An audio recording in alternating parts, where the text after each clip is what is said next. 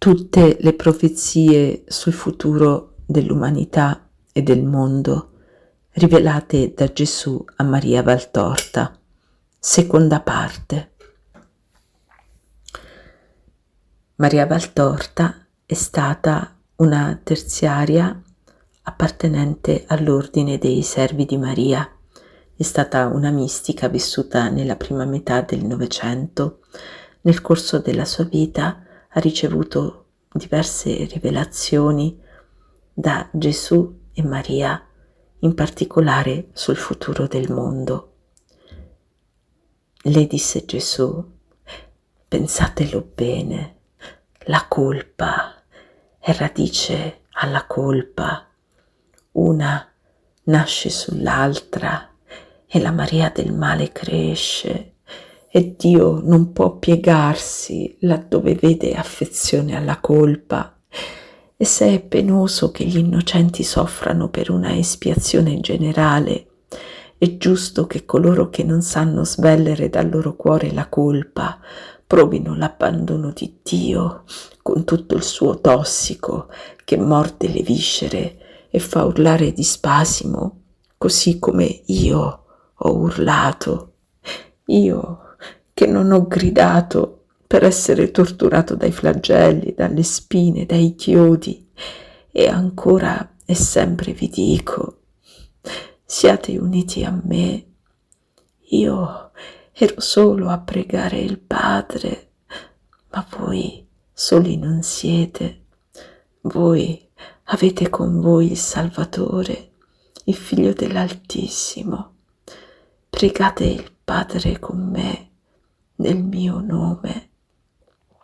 E a te, piccolo Giovanni, dico che tu mi vedi così perché realmente io grido per voi, facendo mie le vostre presenti lordure per vincere la giustizia del Padre, che è talmente offesa che non si vuole piegare a misericordia.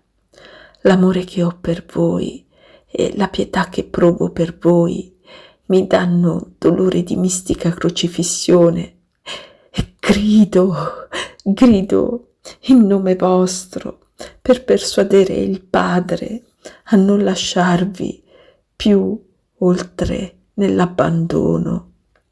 È l'ora di Satana, ma voi che siete la mia corte della terra, voi, anime vittime, portate al culmine il vostro sacrificio, portatelo al tormento dell'ora di nona e rimanete fedeli anche in quell'oceano di desolazione che è quell'ora, e dite con me: Dio mio,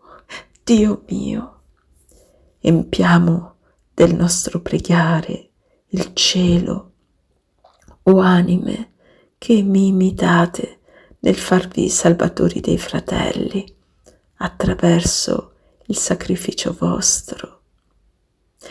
Che il Padre senta fondersi in pietà il suo sdegno e la sua giustizia si plachi una volta ancora. Ma che credete? Che io, che ero così alieno dai discorsi, abbia aggiunto parole per il gusto di dire delle parole? No, io ho detto il puro necessario per portarvi alla perfezione. E se nel grande insegnamento evangelico vi è di che dare salvezza alla vostra anima, nei tocchi più minuti vi è di che darvi la perfezione. I primi sono i comandi. Disubbidire a quelli vuol dire morire alla vita. I secondi sono i consigli. Ubbidire a questi vuol dire avere sempre più sollecita santità e accostarsi sempre più alla perfezione del Padre. Ora nel Vangelo di Matteo è detto: per il moltiplicarsi dell'iniquità si raffredderà la carità in molti. Ecco, figli, una grande verità che è poco meditata. Di che soffrite ora? Della mancanza di amore. Cosa sono le guerre, in fondo? Odio. Cos'è l'odio?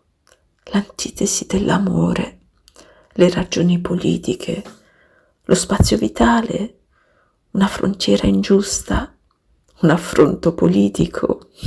Scuse, non vi amate, non vi sentite fratelli, non vi ricordate che siete tutti venuti da un sangue, che nascete tutti a un modo, che morite tutti ad un mondo, e che avete tutti fame, sete, freddo, sonno, ad un modo, e bisogno di pane, di vesti, di casa, di un fuoco ad un modo.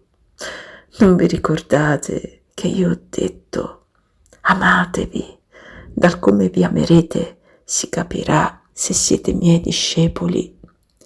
Amate il prossimo vostro come voi stessi. Le credete parole di fola, queste verità? La credete dottrina di un pazzo, questa dottrina mia? La sostituite con molte povere dottrine umane, povere o malvagie, a seconda del loro creatore, ma anche le più perfette fra esse, se sono diverse dalla mia, sono imperfette. Come la mitica statua, avranno molta parte di esse di metallo pregiato, ma la base sarà di fango e provocherà infine il crollo di tutta la dottrina, e nel crollo la rovina di coloro che ad esse non si erano appoggiati. La mia non crolla. Chi si appoggia ad essa non si rovina, ma sale a sempre maggior sicurezza, sale al cielo, all'alleanza con Dio sulla terra, al possesso di Dio oltre la terra. Ma la carità non può esistere dove vive l'iniquità, perché la carità è Dio e Dio non convive col male. Perciò chi ama il male odia Dio, odiando Dio aumenta le sue iniquità e sempre più si separa da Dio carità. Ecco un cerchio dal quale non si esce e che si stringe per torturarvi. Potenti o umili, avete aumentato le vostre colpe, trascurate il Vangelo, deriso i comandamenti, dimenticato il Dio, poiché non può dire di ricordarlo chi vive secondo la carne, chi vive secondo la superbia della mente, chi vive secondo i consigli di Satana. Avete calpestato la famiglia, avete rubato, bestemmiato, ammazzato, testimoniato il falso, mentito, fornicato. Vi siete fatti dell'illecito lecito, qui rubando un posto, una moglie, una sostanza, là più in alto rubando un potere o una libertà nazionale, aumentando il vostro latrocinio con la colpa di menzogna per giustificare ai popoli il vostro operato che li manda a morte. I poveri popoli che non chiedono che di vivere tranquilli e che voi aizzate con velenose menzogne, scagliandoli l'uno contro l'altro per garantirvi un benessere che non vi è lecito conseguire al prezzo del sangue, delle lacrime, del sacrificio di intere nazioni. Ma i singoli quanta colpa hanno nella grande colpa dei grandi? È la catasta delle piccole colpe singole quella che crea la base alla colpa. Se ognuno vivesse santamente, senza avidità di carne, di denaro, di potere, come potrebbe crearsi la colpa? I delinquenti ci sarebbero ancora, ma sarebbero resi innocui, perché nessuno li servirebbe. Come pazzi ben isolati, essi continuerebbero a farneticare dietro ai loro sogni osceni di sopraffazioni, ma i sogni non diventerebbero mai realtà.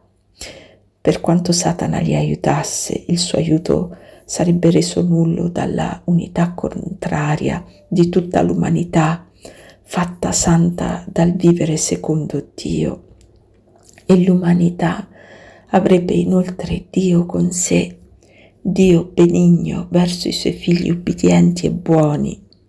La carità sarebbe dunque nei cuori viva e santificante, e l'iniquità cadrebbe. Vedete, o figli, la necessità di amare per non essere iniqui e la necessità di non essere iniqui per possedere l'amore. Sforzatevi ad amare.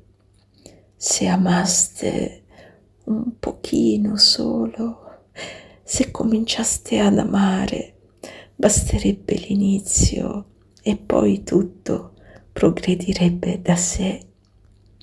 Giorni fa un certo padre spirituale ha scritto che rimaneva perplesso circa la vera fonte del flagello attuale, perché un regno diviso in se stesso non è più un regno.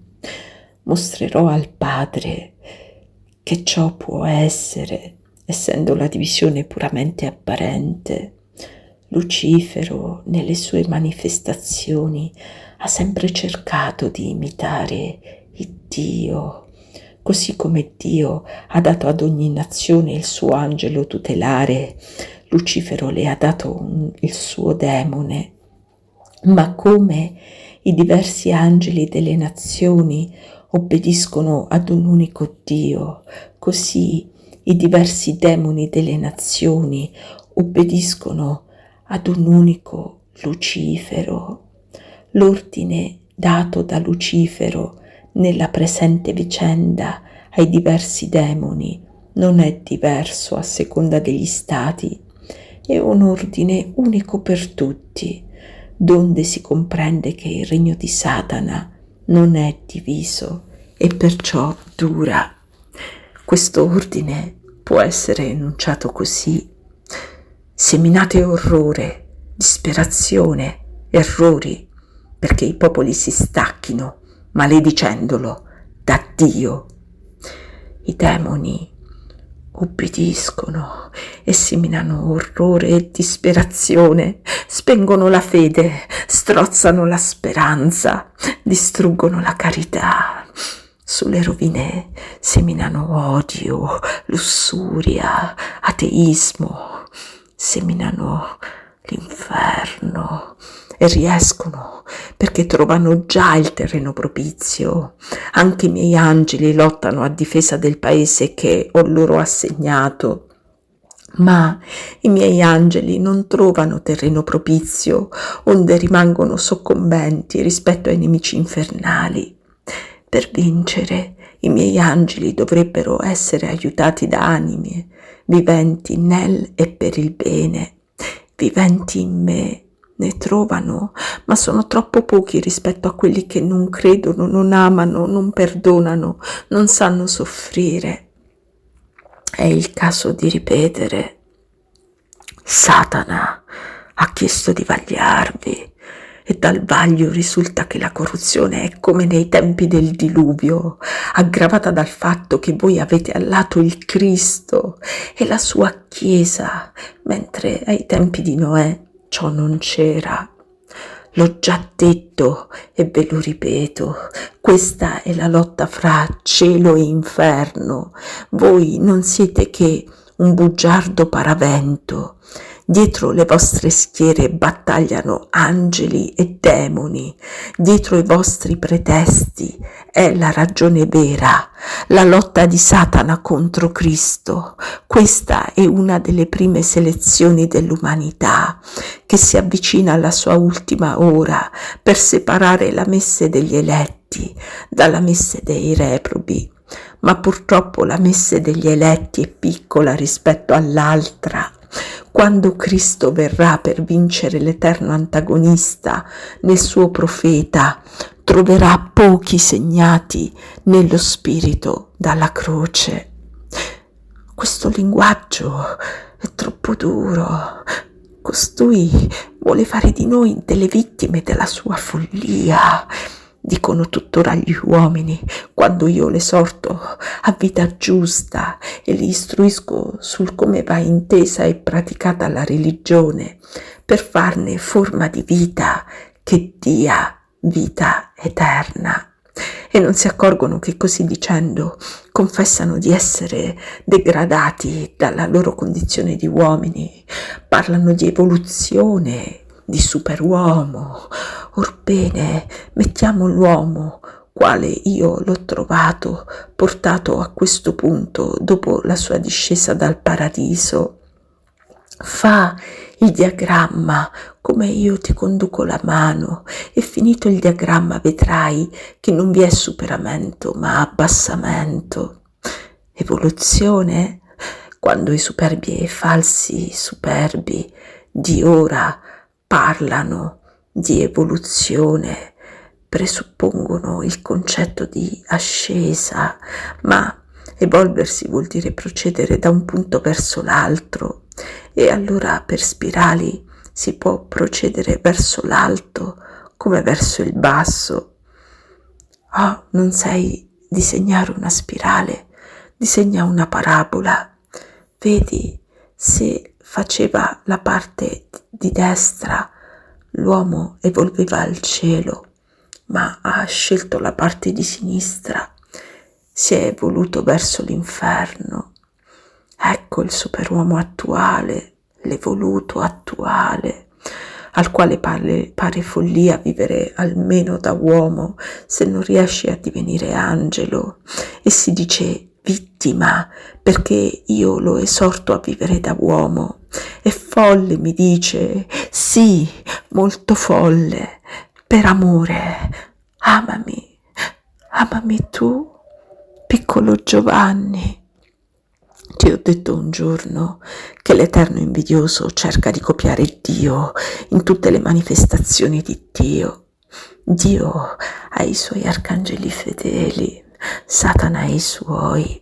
Michele, testimonianza di Dio, ha un emulo infernale, e così la Gabriele, forza di Dio, la prima bestia uscente dal mare che con voce di bestemmia fa proclamare agli illusi: chi è simile alla bestia?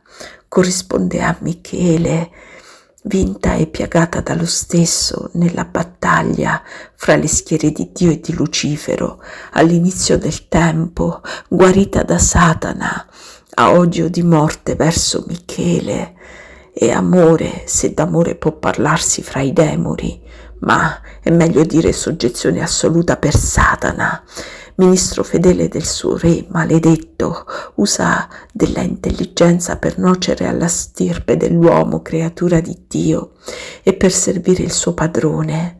Forza senza fine e senza misura è usata da essa per persuadere l'uomo a cancellare da se stesso il mio segno, che fa orrore agli spiriti delle tenebre.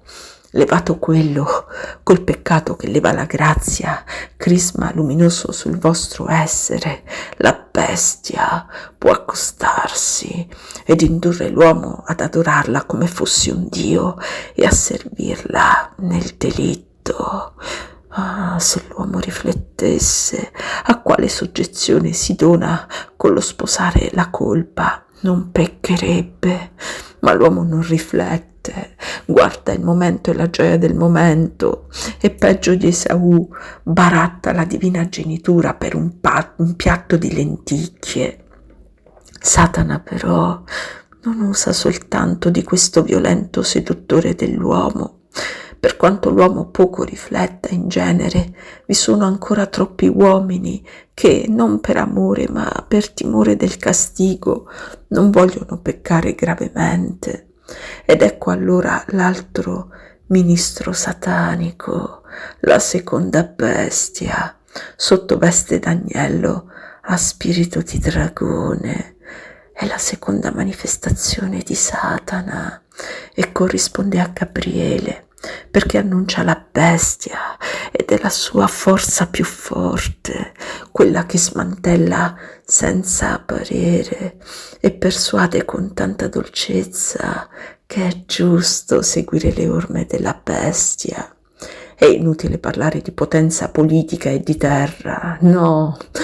Semmai potete riferire alla prima il nome di potenza umana e alla seconda di scienza umana. E se la potenza di per sé stessa produce dei ribelli, la scienza, quando è unicamente umana, corrompe senza produrre ribellione e trae in perdizione un numero infinito di adepti. Quanti si perdono per superbia della mente che fa loro spregiare la fede e uccidere l'anima con l'orgoglio che separa da Dio, che se io mieterò all'ultimo giorno la messe della terra, già un mietitore è fra voi, ed è lo spirito di male che vi falcia e non fa di voi spighe di eterno grano, ma paglia per le dimore di Satana. Dice Gesù quando faccio dire a Sofonia che io porterò via ogni cosa dalla terra, gli faccio profetare che avverrà nell'antivigilia del tempo ultimo, quello che poi io annunciai parlando, adombrato sotto la descrizione della rovina del Tempio e di Gerusalemme, della distruzione del mondo, e ciò che profetò il prediletto nella sua Apocalisse. Le voci si susseguono, anzi posso dire come in un edificio sacro elevato a testimoniare la gloria del Signore.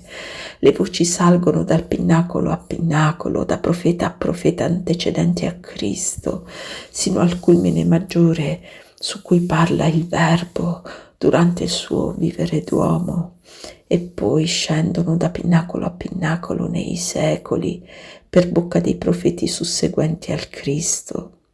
È come un concerto che canta le lodi, le volontà, le glorie del Signore, e durerà sino al momento in cui le trombe angeliche aduneranno i morti dei sepolcri e i morti dello spirito, i viventi della terra e i viventi del cielo, perché si prostrino davanti alla visibile gloria del Signore e udano la parola della parola di Dio. Quella parola che infiniti hanno respinta o trascurata, disubbidita, schernita, disprezzata, quella parola che venne, luce nel mondo, e che il mondo non volle accogliere preferendo le tenebre. Io sono il vertice dell'edificio di Dio, parola più alta e vera della mia non può esserci, ma il mio spirito è nella bocca delle parole minori, poiché ogni cosa che parla di ciò che è di Dio è parola ispirata da Dio. La carestia e le mortalità delle epidemie saranno uno dei segni precursori della mia seconda venuta, punizioni create per punirvi e richiamarvi a Dio opereranno con la loro dolorosa potenza una delle selezioni tra i figli di Dio e di Satana, la fame data dalle rapine e dalle guerre maledette, volute senza giustificazione di indipendenze nazionali, ma per sola ferocia di potere e di superbia, di demoni in veste di uomini, data dall'arresto per volere di Dio, delle leggi cosmiche per cui il gelo sarà aspro e protratto, per cui il calore sarà bruciante e non mitigato da piogge, per cui le stagioni saranno invertite, avrete siccità nelle stagioni delle piogge e piogge nel tempo della maturazione delle messi,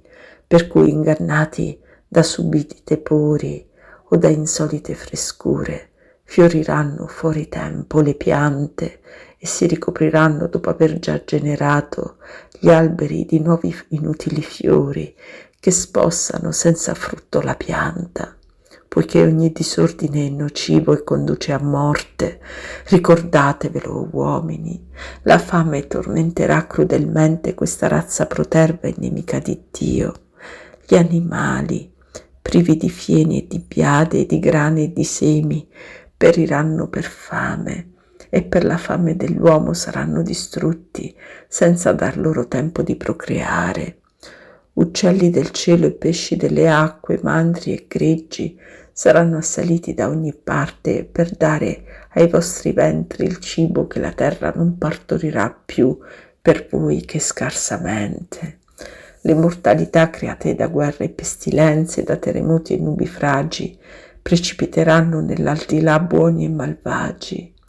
I primi per punizione vostra, che privati dei migliori sempre più peggiorerete, i secondi per punizione loro, che avranno, anzi l'ora prevista, l'inferno per loro dimora. La vittima preparata dal Signore per purificare l'altare della terra profanato dai peccati di idolatria, di lussuria, di odio, di superbia. Sarete voi, uomini, che perirete a 1000, 10.000 sotto la falce aguzza dei fulmini divini, come erba falciata su un prato in aprile, cadrete gli uni sugli altri, i fiori santi mescolati a quelli velenosi dei miei angeli, i morbidi steli mescolati ai pungenti rovi. La mano dei miei angeli sceglierà e separerà i benedetti dai maledetti, portando i primi al cielo e lasciando i secondi ai tridenti dei demoni per la pastura dell'inferno. Esser re o mendicanti, sapienti o ignoranti, giovani o vecchi, guerrieri o sacerdoti, non costituirà differenza e baluardo contro la morte. Il castigo vi sarà e sarà tremendo. L'occhio di Dio sceglierà i destinati, levando le luci, perché non abbiano più a soffrire della caligine creata dagli uomini congiunti a Satana, levando le tenebre generatrici di tenebre, perché possedute dal padre delle tenebre, Satana. L'occhio di Dio che penetra nei palazzi, nelle chiese, nelle coscienze, e non c'è sbarrame, non c'è ipocrisia che gli impedisca di vedere, scruterà nel seno della Chiesa. Gerusalemme di ora scruterà nel seno delle anime e scriverà il singolo decreto per gli ignavi, gli indifferenti, i tiepidi, i ribelli, i traditori, gli omicidi dello spirito, i deicidi. No, non pensate che Dio non vi farà né male né bene per le vostre opere. Io ve lo giuro. Io giuro a me stesso, lo giuro per la mia giustizia, lo giuro con triplice giuramento. Io vi farò del bene per il bene che farete e del male per il male da voi compiuto. Se a voi le immondezze della carne e della vostra vita da bruti fanno da crosta agli occhi dell'anima per impedirle di vedere Dio, a Dio nulla fa da velo. Appesantirò la mia mano su coloro che vogliono essere nel fango e si beano che nel fango vogliono restare, nonostante ogni invito e ogni mezzo che do loro per uscirne. Diventeranno fango nel fango, poiché nel fango del peccato fanno il cibo preferito della loro fame impura. Il giorno si avvicina, figli, che avete rinnegato il Padre. Il tempo della terra è lungo e breve nello stesso tempo. Non era ieri forse che godevate di un onesto benessere dato dalla pace e dalle opere pacifiche che danno pane e lavoro? Non era ieri forse voi che vivete in quest'ora tremenda, che godevate la gioia della famiglia non smembrata e distrutta, la gioia dei figli intorno al desco del padre, del talamo, lo sposo presso alla sposa, il padre curvo sui capi dei bimbi come maestro ed amico. E ora dov'è tutto ciò? Rapido come uccello che vola in lidi lontani, quel tempo è passato, era ieri, oggi vi volgete e vedete che un numero di giorni che l'orrore moltiplica con la sua sanguigna intensità ve ne separa. Vi rifugiate nel ricordo, ma cumuli di macerie e distese di tombe vi distruggono la dolcezza del ricordo con la realtà del presente. Oh uomini che insultate Dio con voci di bocca e di cuore, credendovi lecito farlo, udite, uomini, la voce di Dio straziata e straziante, che già tuona sul mondo perché non le giova parlarvi per bocca dei suoi servi ed amici e che vi annuncia l'ira sua, che vi chiama ancora perché di punirvi ne soffre. Prima che la cecità degli spiriti vostri sia totale, venite al medico e alla luce, prima che il sangue sia tanto d'essere lago di morte, venite alla sorgente della vita, radunate le vostre misere capacità di amore e volgetele a Dio.